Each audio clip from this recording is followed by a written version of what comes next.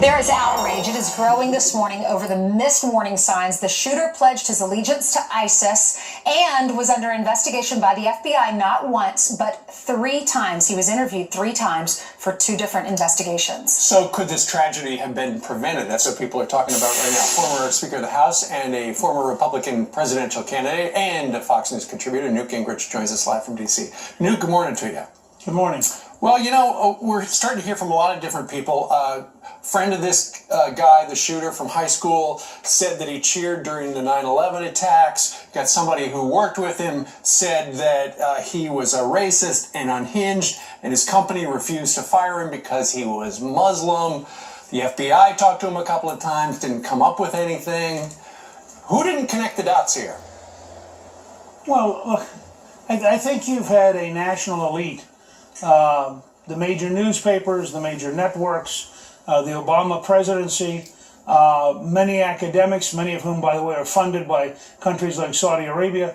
You've had a whole wave of people who've told us over and over and over again, going all the way back to George W. Bush, who said Islam is a religion of peace, and therefore to suggest that somebody who might be Muslim might be dangerous is a sign that you're an Islamophobe. Mm-hmm. People have been fired from the federal government for honestly reporting on the tenets of Sharia.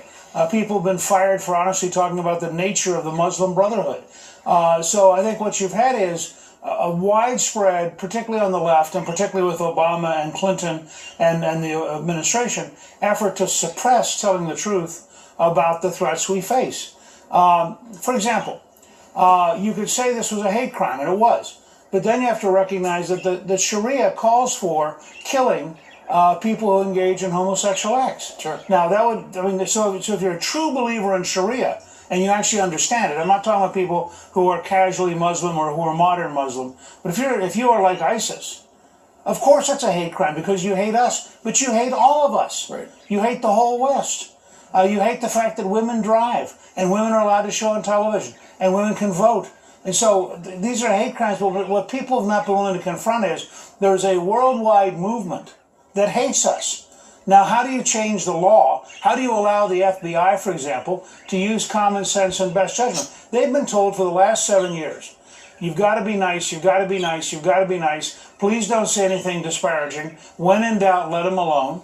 I've had very senior people in the Obama administration tell me they have to be really, really nice about the Muslim Brotherhood and about CARE because otherwise they won't get any cooperation out of the Muslim community. What we're now learning is that the tone is so bad when people see somebody who hates America, as they did in San Bernardino, where people actually thought they saw bombs, but they were afraid to call it in because people might think they were Islamophobic. Sure. This is a core argument that we're in the middle of. Yeah, you heard Governor Huckabee saying you can't worry about offending these individuals. It's offensive that they're killing or shooting 103 or 102 different people. Right. Do you think so let me go a step further. Yeah. Because remember, San Bernardino, Fort Hood, and Orlando involve American citizens.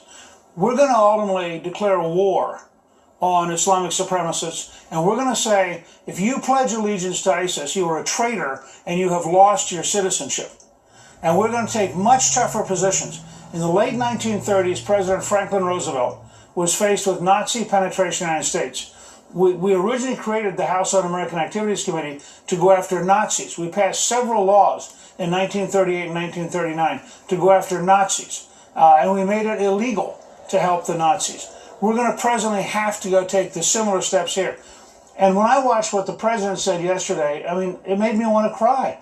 This is such deliberate falsehood. He spoke after the FBI said this related to terror. He spoke after we knew that the man had said Allahu Akbar while shooting people. He spoke after we knew the man had called into 911 to say he was pledging allegiance to ISIS. And with all of that factual data, the President of the United States could not bring himself to tell the truth to the American people. Yeah, but he hasn't called it a radical Islam in 7 years. Why would he break that habit now? Newt, listen, here's Donald Trump talking about how the president refuses to say radical Islam. Our politicians are so inept and so incapable, and our leadership, especially at the top, is just, they don't know what they're doing. And we're allowing people to come into our country that are no different than this maniac, which I don't know how many people are going to end up dying from this, but no different than this maniac that just did this to us yesterday. You know, people can't believe it. People cannot they cannot believe that President Obama is acting the way he acts and can't even mention the words radical Islamic terrorism. There's something going on. It's inconceivable. So it